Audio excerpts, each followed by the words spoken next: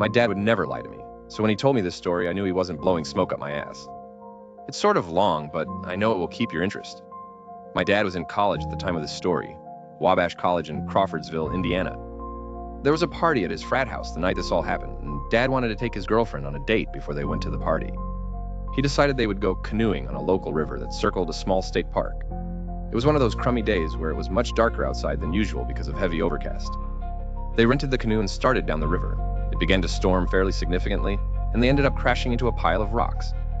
My dad and his girlfriend, Rhonda, got thrown out of the canoe as it tipped over. Rhonda was stuck under the canoe, and so my dad had to get it off of her and pull her ashore. She had hurt her ankle pretty badly, but they had to climb up a pretty steep hill to get to the top where they could search for a place to find help. My dad carried her up the hill. When they reached the top, there was absolutely nothing in sight except woods and more hills. Rather than carry Rhonda up another hill, he told her to stay put so he could run up and see if he could spot any buildings nearby. He ran up to a good spot and began to scan the horizon. The sun was just barely peeking out of the heavy clouds and getting close to setting. Just as he was about to turn away, he noticed a glint of sunlight that reflected off of a tin roof or something like that. He went down and helped Rhonda up the hill. They headed toward the building through some trees and brush and eventually made it there. It was a little house with smoke coming out of the chimney in a large open field. They reached the door, and after a couple of knocks, a little old woman answered the door. As if out of a movie script, she says, "Oh, come in. I've been waiting for you two." They go inside and sit down at the kitchen table. "My name is Mary Smith," she says. My dad introduced himself and Rhonda and filled her in on what happened. "Can I use your telephone to call for help?" he asked. "No, I'm sorry I don't have a phone, but don't worry about it. It's been taken care of." Weird. Anyway, 10 or 15 minutes go by, and sure enough, a red truck from the canoe rental company shows up outside of the house. They thanked Mary Smith and my dad, asked if they could have her address so they can send her a thank you letter in the near future. She gives it to them.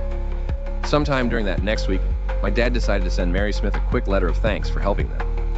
He sent it off, and 2 days later, he gets the letter sent back to him. He met up with Rhonda and told her about how he got his letter returned, and she said that the same thing happened to her. They were a little weirded out, but it was a strange location, so who knows. But my dad decided to see if he could find the place again and thank her in person and perhaps talk to her a little more. He drove out to what he thought was the exact place the house had been, and nothing was there. It looked like nothing had ever been there. My dad was spooked and had goosebumps, but wasn't about to assume anything. He went directly to the canoe rental company and spoke to the guy who came and picked them up that day at the house. He said, "Yeah, I remember where you guys were. I can take you there again." So they get in the truck, and the guy drives to where he was sure the house was.